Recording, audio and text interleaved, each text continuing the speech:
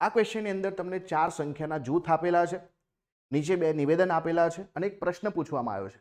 આ પ્રશ્નનો જવાબ તમે આ બંને નિવેદનનો અલગ અલગ ઉપયોગ કરીને કરી શકો, બંનેનો ઉપયોગ કરી શકો કે પછી તમને પ્રશ્નનો જવાબ ના મળે.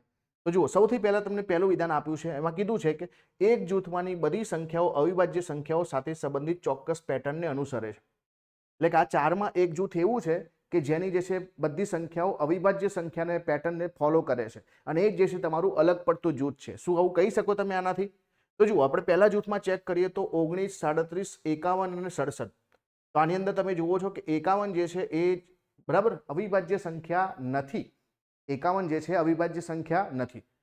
ત્યાર પછી 13, 29, 43 અને 61 ની વાત કરીએ તો આ જે છે બિલકુલ અવિભાજ્ય સંખ્યાઓ છે. 17, 31, 53, 71 જે છે અવિભાજ્ય સંખ્યા છે.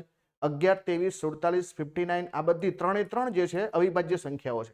તો ચોક્કસ પેટર્ન અવિભાજ્ય સંખ્યાની તો 3 જૂથમાં ફોલો થાય છે. તો આપણે અલગ પેટર્ન જે છે પસંદ કરી શકતા નથી. એટલે આ વાક્ય તો જે છે એટલે કે નિવેદન એક પ્રશ્નનો જવાબ આપવા માટે પૂરતું નથી. બીજું ચેક કરીએ કે એક જૂથમાં એક ભિન્ન અવિભાજ્ય સંખ્યા છે, એટલે કે બિન અવિભાજ્ય સંખ્યા છે, તે અન્યથી અલગ બતાવે છે. તો જુઓ, આ બધી અવિભાજ્ય સંખ્યાઓ છે અને આ જે છે આની અંદર જે છે તમને જે છે બિન અવિભાજ્ય સંખ્યા જોવા મળે તો આ જૂથ બિલકુલ અલગ છે, કેમ કે પ્રશ્નનો જવાબ તમારે શું આપવાનું છે? કયું જૂથ અન્યથી અલગ પડે છે?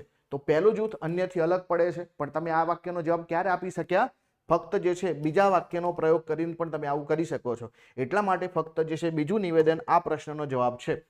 બીજા નિવેદનની મદદ તમે જે છે અલગ પડતું જૂથ શોધી શકો.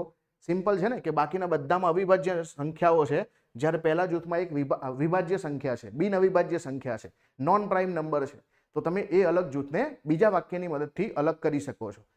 એટલા માટે જવાબ આવશે ફક્ત નિવેદન 2 જે છે પ્રશ્નનો જવાબ આપવા માટે પૂરતું છે.